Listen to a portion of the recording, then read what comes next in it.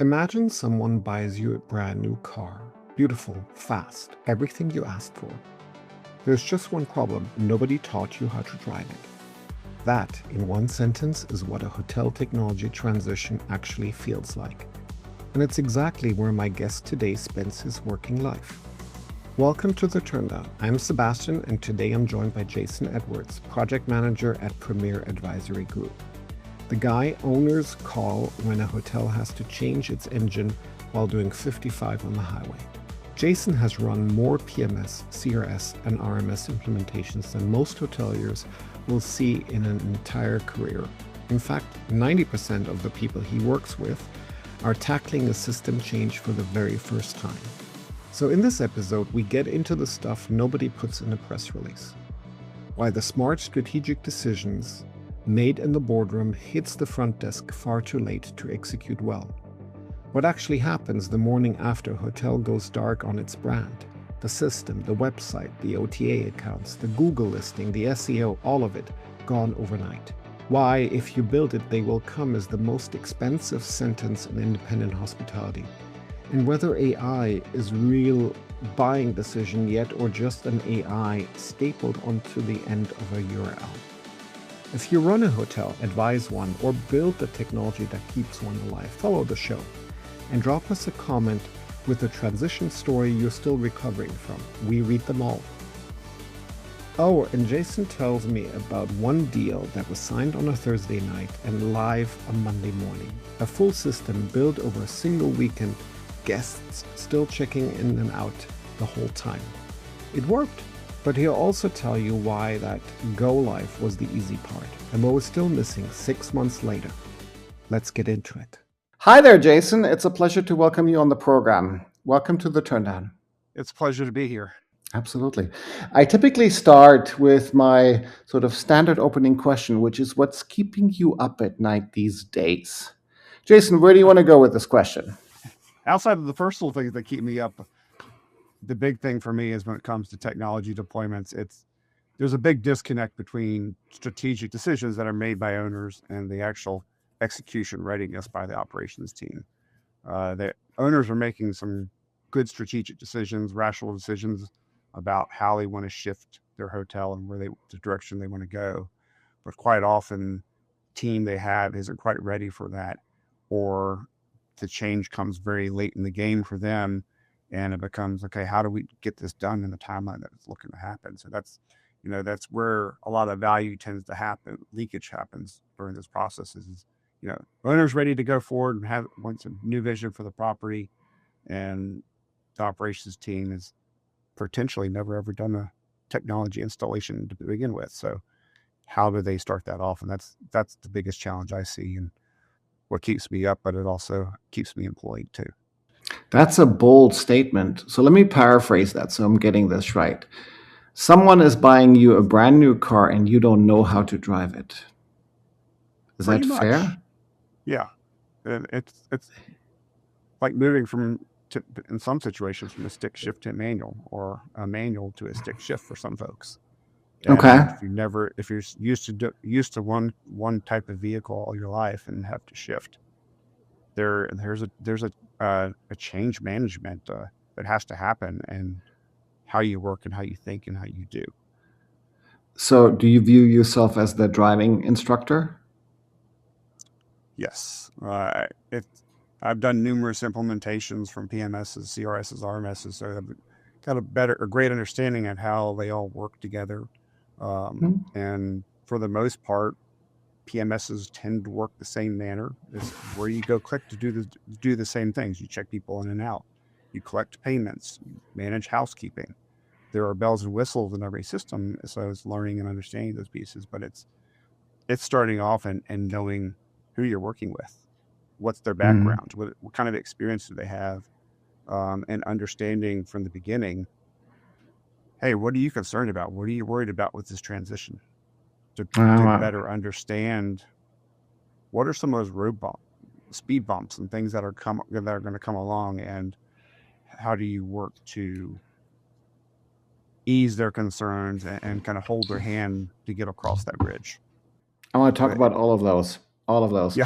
But before we get into the sort of weeds, let's maybe take a little bit of a step back and introduce you to the audience of this podcast, right? So, how would you describe, I guess, your position, your role, and what you do for the owners and operators of hotels? As a project manager with Premiere Advisory Group, my role is to come in during technology transitions, hotel transitions of different types to understand what's the goal. What are we looking to do? It was the system transitions, how many, what types, what's going on? Are they looking to make a strategic shift in the direction of the hotel, or are they just trying to keep moving along but need something better in their toolbox? So I'm here to help bring forth revenue management experience, distribution, and marketing from our entire team to roll out a system. You can roll a system out, but if you don't have your commercial strategy in place and knowing where you want to go, the system's just there. It functions. It doesn't make you the money. So it's working to set the system up in the right manner so that your strategy will work and your commercial team's out there creating that demand, and then your system's able to capture it and turn it into business that's profitable for you. And the system you're referring to could be anything. It is a revenue management system. It is a point of sale system. It's a accounting system. It's a PMS system. It's any, I guess, system change that you're involved in. Correct. Yeah, it's really there's three key ones that drive revenue. That's your PMS, Mm-hmm. your CRS, and your RMS. Mm-hmm. They're very important. If you don't have those set up right and you're not investing the right money into marketing to bring your Mm-hmm. brand forward to the customers, your PMS is kind of pointless when it comes to checking people in and out. If you don't have customers, your accounting system Mm-hmm. doesn't have much value at that point. The point of sale system for a restaurant, you don't have that demand coming in the hotel and you're capturing it. All these other systems are just systems sitting there at that point. So it's really the key three of the PMS, CRS, and RMS that really drive the strategy for the hotel and bring the revenue in for the owners. And that's where then the PMS is a very important factor in how you run the operations of the hotel. Yeah. What pieces do you have there to engage the customer and grow them and make them happy? When do these changes happen, right? I want to talk a little bit around what triggers some of that change. Is it the owner or deciding one day to the next that they want a new system? Like in your experience, what's triggering these changes? Typically, these changes are triggered based on challenges that are happening at the hotel. Okay. Typically on the operational side or on the selling side of the hotel. When you're looking at the operational aspect, there could be difficulties for the operations team with the current property management system to do what they need to do for the customers. Checkout and checkouts in seem pretty straightforward, but if it takes your front desk 5 minutes to check someone in because your system is slow and has different processes that you got to go to, and you could move to a new property management system where the customer has the ability to pre-check in, and the check-in process to get a key is 30 seconds. That's an increase in guest loyalty and guest experience and sentiment. That goes a long way to generating revenue down the road. So that's kind of, there's operational factors that usually revolve around what are the customers complaining about that can be solved by a system change. There's operational procedures that potentially could be changed as well. But when it comes to revenue generation, there's limitations between different PMSs and CRSs and things. So it's what is needed for the hotel strategically in the future. I've been working with several properties here recently that they're kind of getting to the point where their current setup is kind of limiting what they want to do. So they need to go towards a more advanced such a reservation system option to really grow to the next level. Ways it comes back from the operational sales team, or the owner has a strategic direction, whether they're moving off from a brand or there's been some kind of ownership change. Maybe they sold off part of the hotel kind of situation. So that then as well, or can be another trigger. Yeah, and it often happens. I mean, if we stay on the deflagging transition exercise, right? Like a lot of brands bring their own technology and their own sort of setup. They have their own CRS, they have their own relationship with PMS products and services.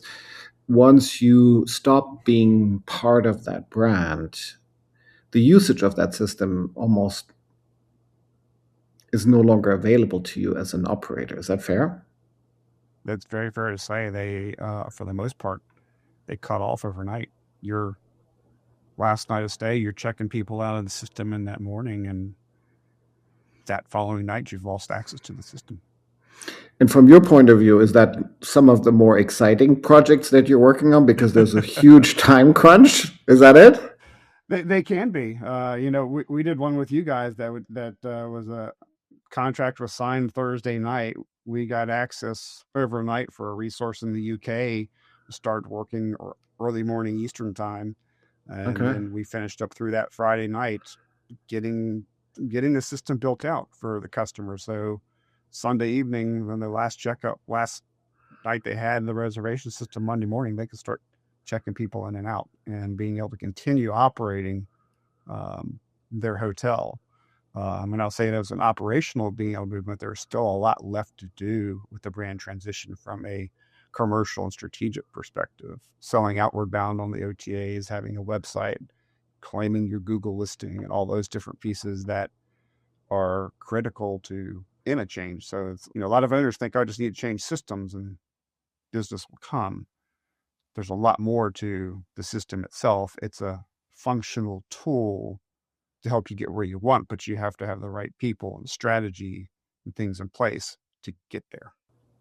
We're going back to that car analogy. We're driving, right? We're on the highway. We're doing 55 miles, and you're changing the engine while you're driving, right? Correct. Yeah. You're under pressure to change that engine, right? Like you're under pressure, but maybe getting new tires or I guess a new coat of paint is something you do a week in or 2 weeks later. Is that fair? Like there are certain tasks you have to do, I guess, within a very short amount of time to keep the lights on, to permit the hotel operator from continuing to serve the guest, check in, check out, providing housekeeping services, like the minimum important information, but maybe to your point, the connection to Google or the connection to Booking.com just as important, but can happen the next day or within a short amount of time. Is that fair? Yeah, that's a very fair assessment. The basic fundamentals of a PMS and everything is the operational control. You have customers, whether you're a branded hotel or not, or changing from brand to there, that are in the hotel, and they're going to be staying through this transition, or they're checking in the next day and finding out last minute, oh, you can't stay at this hotel anymore because we're not XYZ brand, isn't good for the brand or the hotel itself, for customer sentiment. Yeah.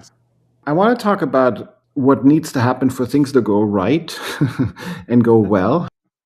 And then also some of the pitfalls potentially, because I think you started with the pitfalls, which is a great example, right? Like an owner, an operator has made a decision to upgrade systems, but the team may not be ready for that transition yet, which is some of the challenges that need to be addressed through the process.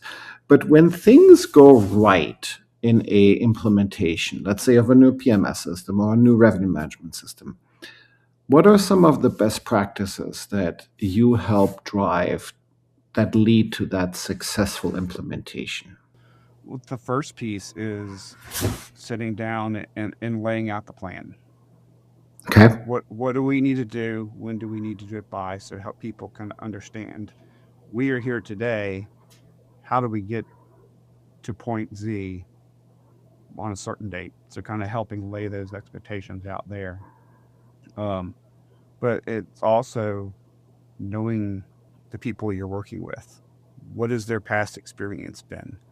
Are you working with individuals that have been in a hotel for 10 to 20 or 30 years? Or are you working with folks that have been there for a few years? Or I've had a few situations where a general manager came in 2 months earlier. So it's understanding that, and then their background. Had they ever done a system transition before? So you can really get to know who people are, and then you're able to really kind of help understand. I am able to understand, what I need to do for folks that have been there for a long time. They tend to be much more resistant to change.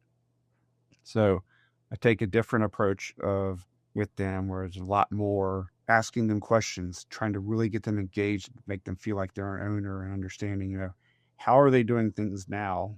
Me knowing the system that they're getting ready to get on, what can we do to understand what their frustrations are, to alleviate those frustrations with the new system, and kind of show them that, hey, there is a lot of light at the end of this tunnel, and I can help you get there. And what you've just told me makes lots of sense. By making these few tweaks in what you've been doing in this new system, you're going to enjoy life a lot better. You're going to have more time. You're going to be able to focus more on the customers rather than sitting behind that spreadsheet trying to figure out what your rates should be and manually have them do those changes within the system. It really comes to people and understanding them and kind of help laying out the plan for them. That is so interesting. As you were talking through it about, people who have been there for a long time resisting change, it's became so obvious that that could be actually quite a hard implementation from your point of view, because they may argue, don't change anything. I know how to use the system. It's working for me. Why are you changing the system? Is that what you're observing? Yeah, very much so. People are very comfortable with what they know and what they do. Mm-hmm.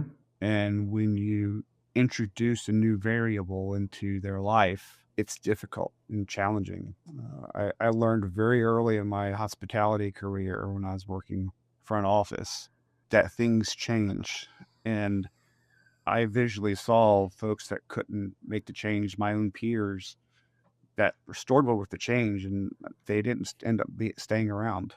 So it's really about, in our industry and in life, change is inevitable. It's how you deal with it and how you adapt, which helps you grow and move in the future. So that's probably one of the biggest challenges with implementations. And they're the ones that take the most time as well, because there's a lot more conversations, more hand holding. Most systems now have great training in place, very online trainings that you can go through.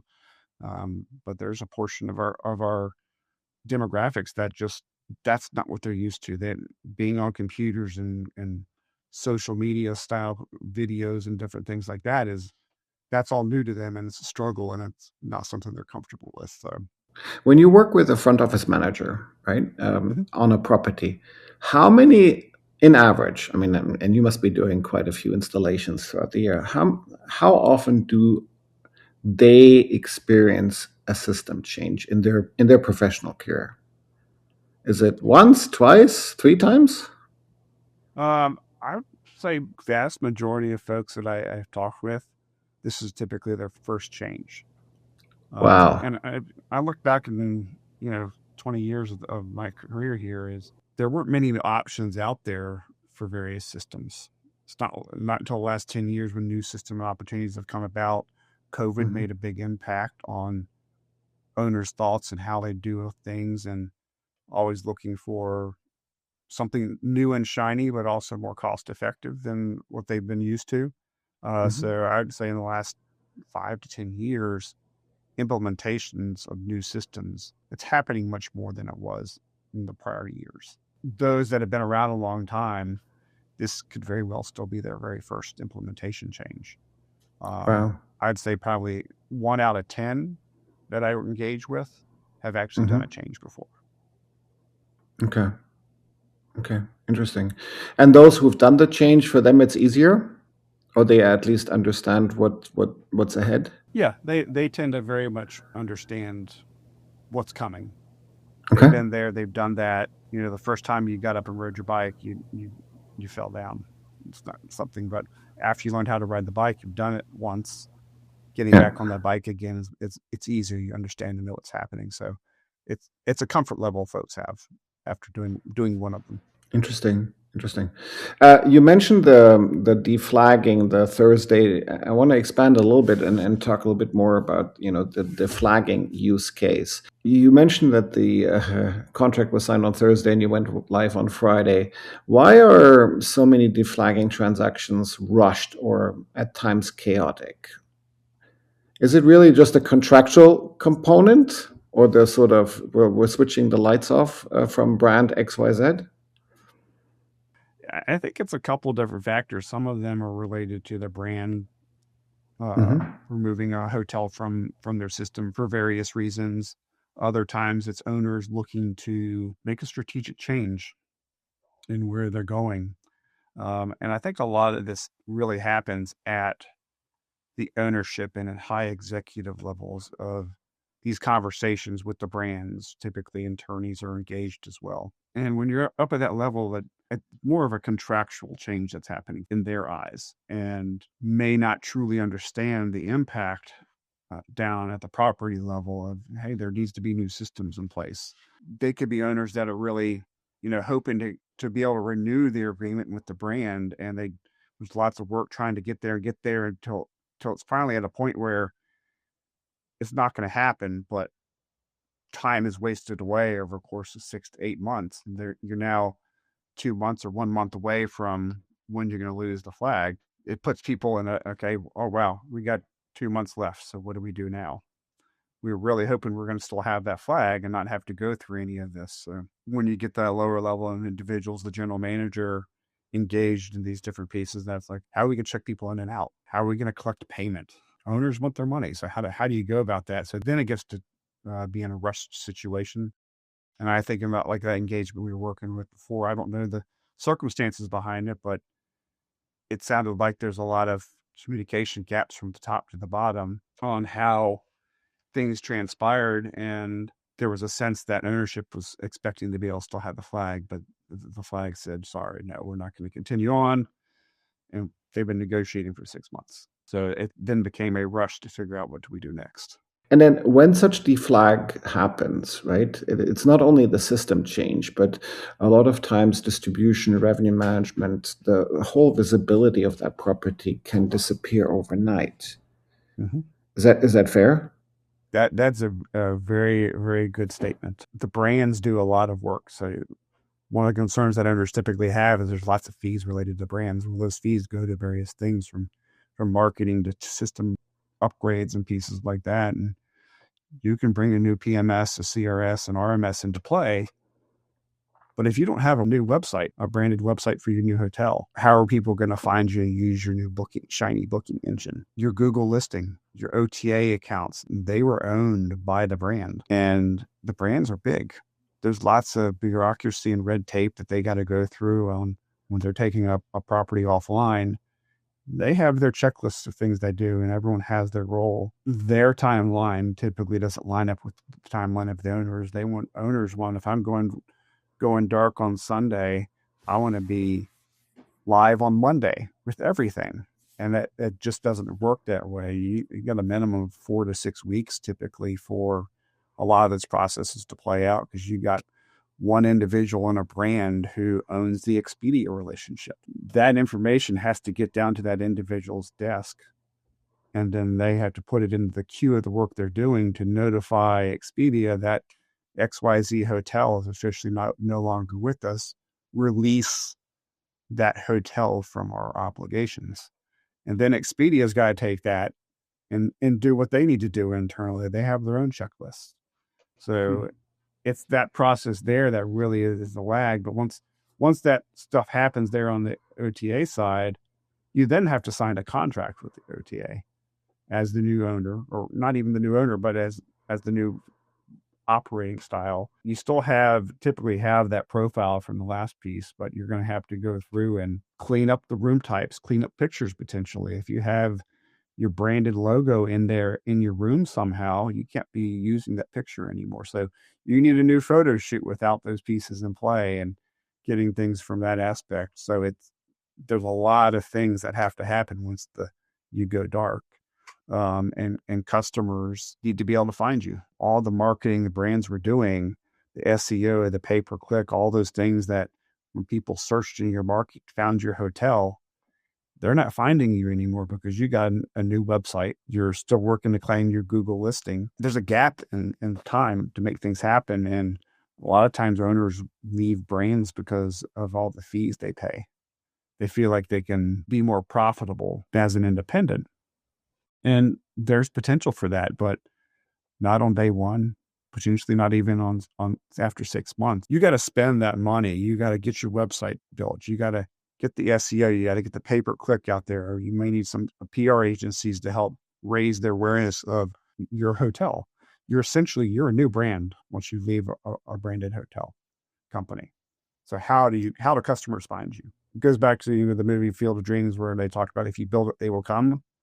That's not the way it happens in the hotel world. If you launch a new hotel, if you're not spending the money, putting the effort out there from the marketing side, but also from the sales side, reconnecting with your local contacts and getting their accounts back at your hotel, you are really relying on people finding you either on an OTA or stumbling across you on the website, on the internet.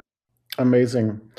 So going back to the sort of when things go well, right, to that theme of, the perfect transition project, how much time should an owner dedicate to planning a successful deflagging, I guess, project? In ideal world, right? Yeah. Like, in an ideal situation, correct. at a minimum 3 months, but ideally 6 months. Because that way you can really take a look at, there feels like there's thousands of property management systems out there. What is it that your need is? And being able to spend the time with the sales managers of the various PMSs to find out, which one's going to be best. But first of all, it's understanding what are your strategic goals. Mm-hmm. How do you want to operate? And then finding the right PMS, and you need to get the right CRS and RMS in place, that whole distribution landscape to find the right piece. And that could take some time. But it's also making sure you have the right players in the room. If the owners are doing this at the high level and they're not bringing in their general manager or front office manager or housekeeping manager, there's a gap there because those individuals live and breathe by the system. Mm-hmm. And they know what worked before, what didn't work, are valuable assets.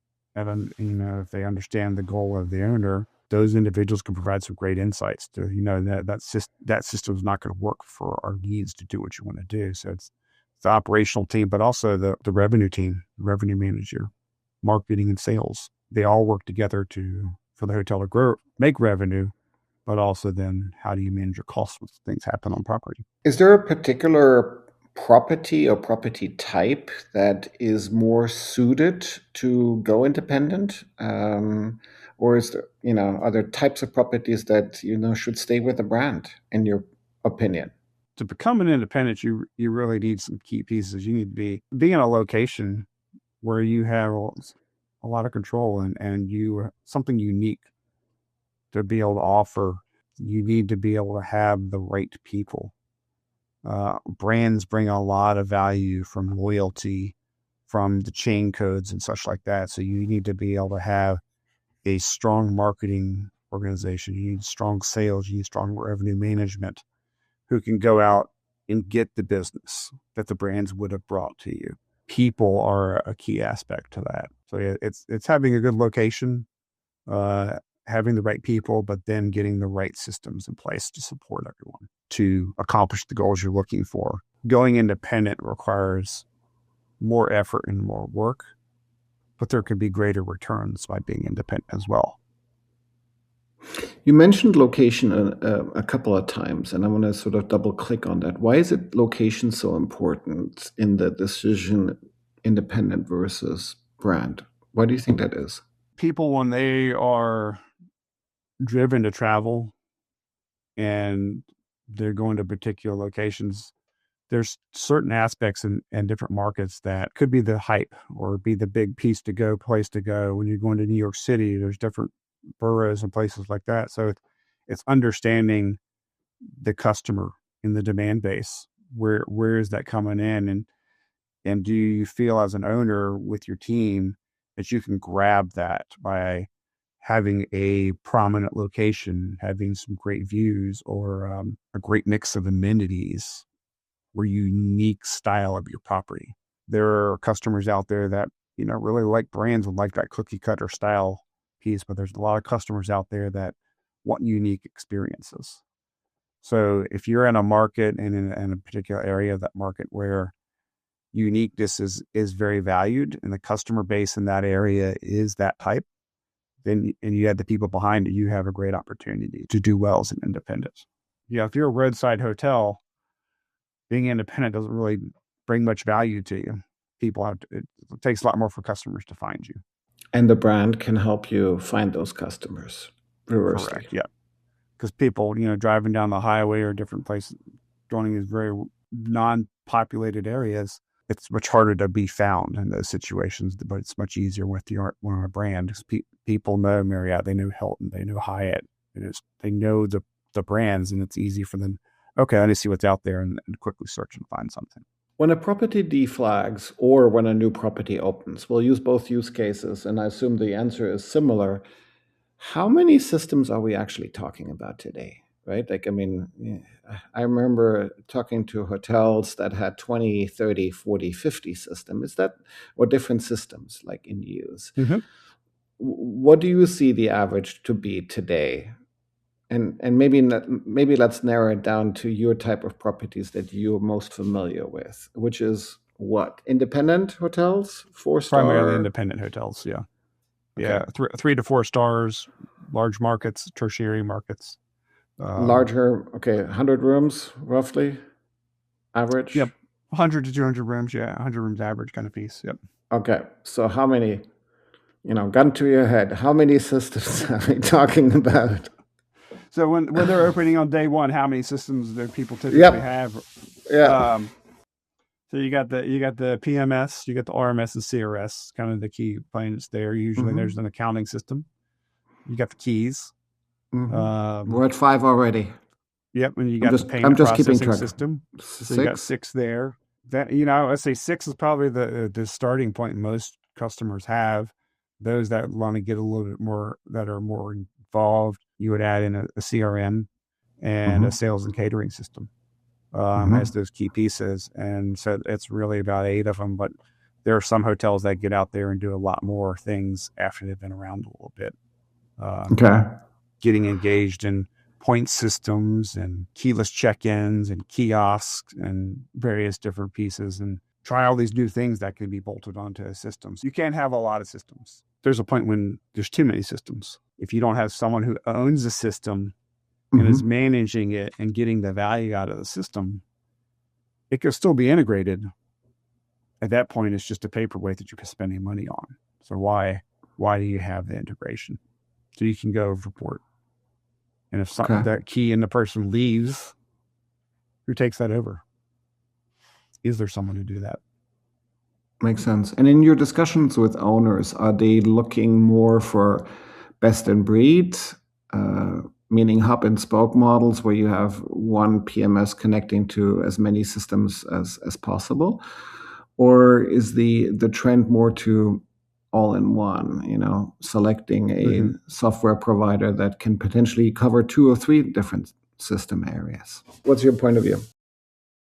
Yeah, it really depends on the owner and the hotel. What are their goals? What kind of staffing do they have?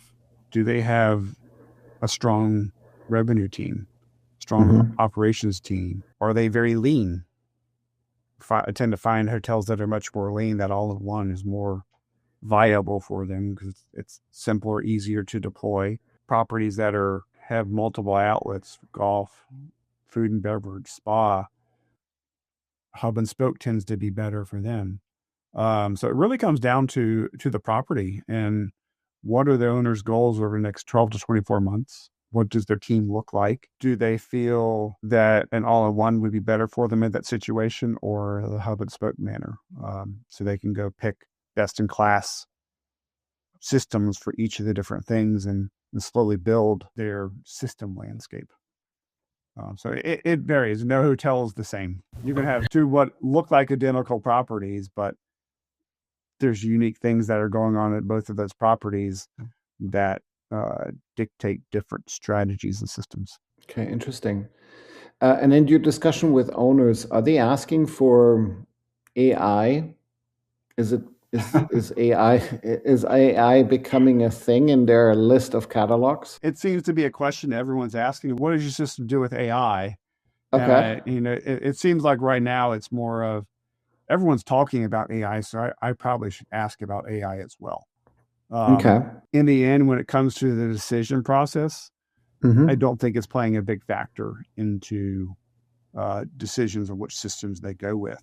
AI can be very valuable, but for owners, and a lot of what owners want to understand is what's going on today and tomorrow and next week. How am I doing? AI can play a great role in that, in being able to take data, parse it out, and give insights to it. But I don't think there's owners or even hotel operators right now that think that I must have AI to move forward. It's kind of a buzzword right now.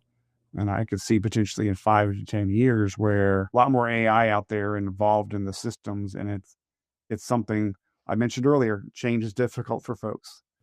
This new AI coming in is a change for a lot of individuals. So AI being implemented into the back end of systems, I can see now is very valuable. But do customers make a buying decision based on that? I don't think so at this point right now.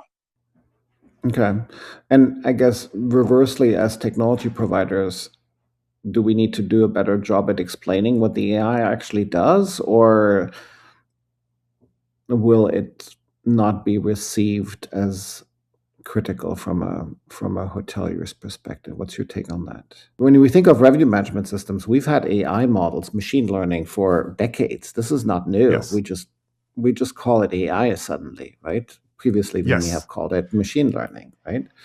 If you will. Yeah. How receptive are hotel owners, operators to understanding the details of AIs? Because everyone knows ChatGPT nowadays, right? But not every PMS has a large language model included in their system and may not need it. Let's be honest. But most revenue management systems have some form of algorithm. You would hope so these days. Yeah, you're right. The algorithms have been in place for a long time, and you're finding nowadays there are new RMSs coming out and new systems that throw the .ai at the end of the URL. But what does that .ai really mean for that particular system? And that's something that, as an owner or a buyer, you should be asking. So how does AI really play a role in your system? To understand it and being able to explain it. And there are systems out there that do truly use AI, but there's, from a operating standpoint, you're not really touching it. It's all kind of behind the scenes. So when owners ask about AI on a particular system, vendors should be very open and honest about how they're using it. What does it do to impact your operational flows or your revenue generation, so that owners can make a better decision on how to move forward with a purchasing decision. Yeah, I agree, Jason. I agree. I published recently something on Focusrite around that, where I say we have to get rid of the word AI and replace it with what does it actually do? And that story is much more important than calling it AI. But anyway, what gets you excited about, I guess, the future of technology? Or is there anything out there that you see happening when it comes to tech that you think is going to move the needle? And I know I started with AI, so I don't want to lead you as a witness. We could talk about anything, but is there a piece of technology or a solution out there that gets you excited when you think of hospitality?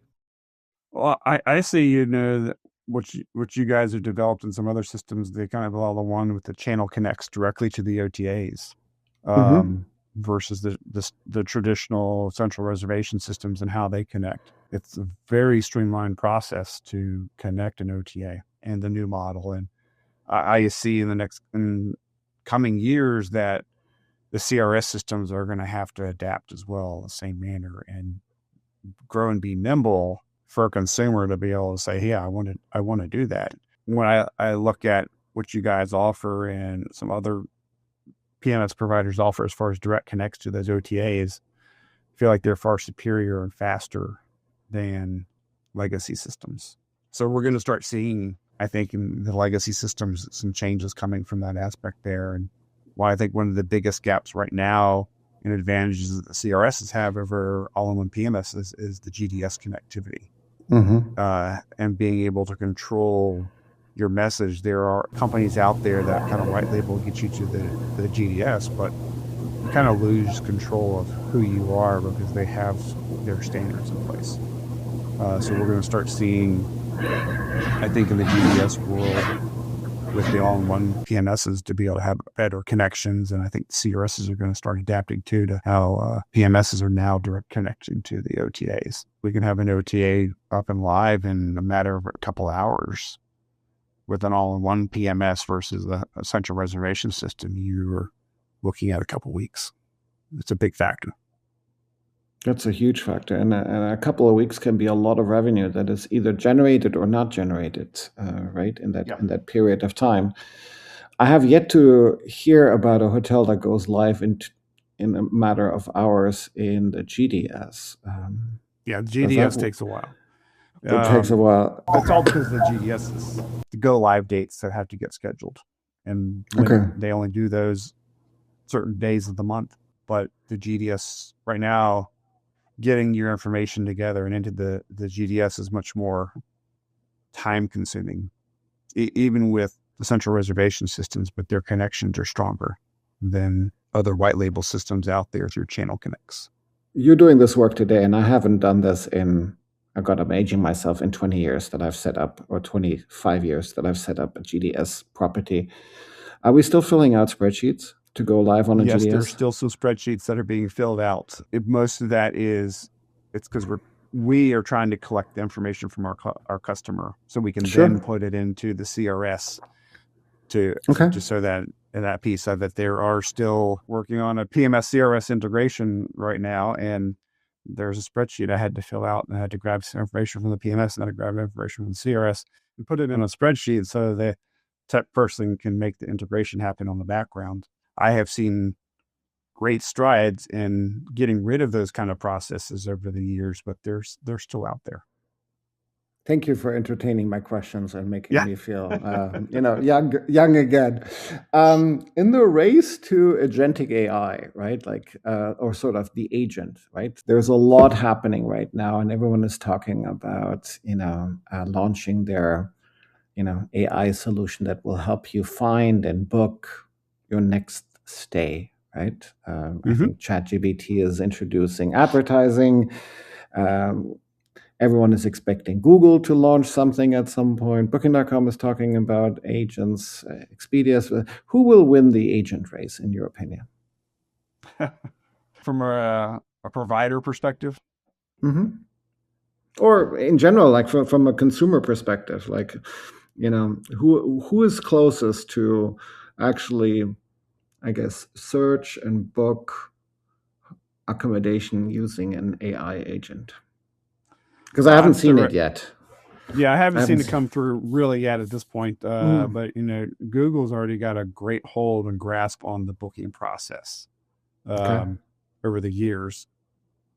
So I think they have an advantage over ChatGPT from making that particular piece happen. I think there's still a lot of learning for ChatGPT to do to get there. But Google has their Gemini. So who's going to get there first? And from a hotelier's perspective, it's coming. We need to be prepared for it. And as you're rolling out a new hotel, that's something that needs to be talked about and looked at, and optimizing your hotel for search engine optimization, but also optimizing it for AI when you're building out your website, so that as these first iterations of it come out, you're being found on those. That's just going to be a huge competitive advantage for hotels and markets that have it versus hotels that don't. So that's I think a really good point. For all the AI hype, it sounds weird as I'm saying it out loud. The basics are still true, which is around search engine optimization, around being discoverable. Is that fair? You need to be found as a property. Correct. The chatbots out there, they're looking for things. If you're not in what they're looking for, you're not going to be found. It's just like search engine optimization when it first came out. If you didn't have the right things in place, you were not being found, kind of thing. So it's thinking ahead at this point. What is one piece of content hotel owners underinvest in your opinion? I think it's photography, videos. Okay. Pictures sell hotels, words don't. I really encourage our customers to take a look at, what do you have? And customers want to know when they're walking in the room, what are they going to see? Mm-hmm. Do they have a bed? So what does that bed area look like? Is there going to be a television?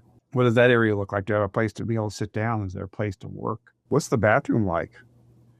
You spend part of your life when you're in a hotel room in the bathroom, getting ready and preparing for the day. So customers want to know and understand what that looks like. So the better you can lay out, help a customer visualize what they're buying, the easier it is for them to buy. And if you're a property that has views, you can't forget that picture looking out the window. That's a huge selling point for someone to be able to buy your base room and then seeing your next room with, oh, wow, there's a view. That's worth spending another $20 or $30 for. But if you don't have that picture of the view, why would they buy it? Yeah.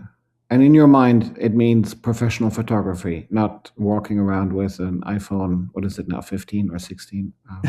Yeah, definitely. I think having professional photography is very key, and it's having attention to detail. Having the bed comforter all wrinkled up. Little details people notice. If there's a trash can in the picture with trash in it. So it's making sure your rooms are properly staged and having, before the photographer comes in, having a shot list of exactly what you want. Because you might have 3 room types that have the identical bathroom. Well, you just need to take pictures of one bathroom to be able to accommodate the 3 room types, but you're going to have other pictures that you need for each of those room types. So understanding what the need is, and you are truly selling each one of your rooms and making sure that as you go up in price and category of room types, do you have the photography that shows the customer why they need to spend that extra money to buy that higher priced room type, rather than only selling your base room types and having to upgrade people to get full? Very good, very good. So invest in media, invest in quality content. Yep. I want to, before we wrap up our episode with a couple of best practices that sort of complement that, I want to do a quick rapid fire round, right? And the way this works is I'm just going to sort of say something and you just answer with something that comes to mind. It's supposed to be rapid fire. If you take more than 2 words, it's perfectly fine. What's an overrated hotel API or integration everyone talks about, but that is overrated in your opinion? I think it's really the ones that they're not using. Fastest way to break a deployment? Rushing without fault. One old school practice that needs to die? People being busy thinking they're making progress. Okay. One thing that will disappear from a hotel room? Telephones. Okay. One metric you wish every general manager watched closely? Net revenue by channel. Net revenue by channel. And sorry, double clicking on that. How do you define net revenue? So, you have your OTAs and you have your margins. If you bring in 40,000, you can usually take about 20% off of that for your net. So it's understanding where your revenue is truly coming in and where the value is. Okay, cool. You talked about, the important piece of investing into media as you onboard a new property or, activate, a new property or go independent, whichever it is. Is there any other best practice that you've come across over your years of experience that you'd say every hotel owner should do this when they onboard new technology or, launch a new property? They need to have a very strong marketing and sales plan in place and plan on spending more than they think they should have.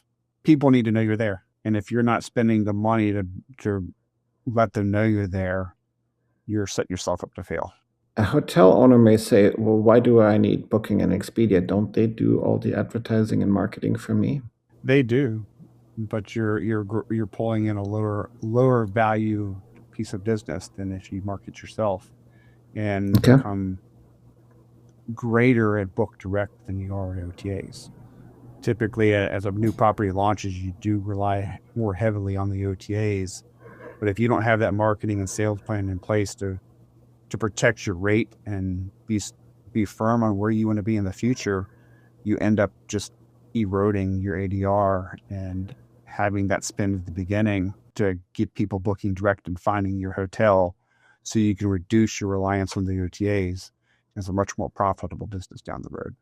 Jason, thank you so much for sharing your time, your expertise, your insights with us today.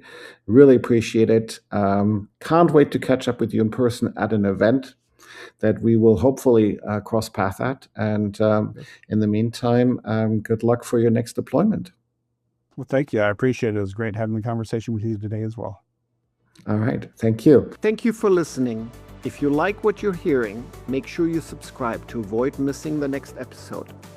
It helps us produce better shows and get the most interesting guests.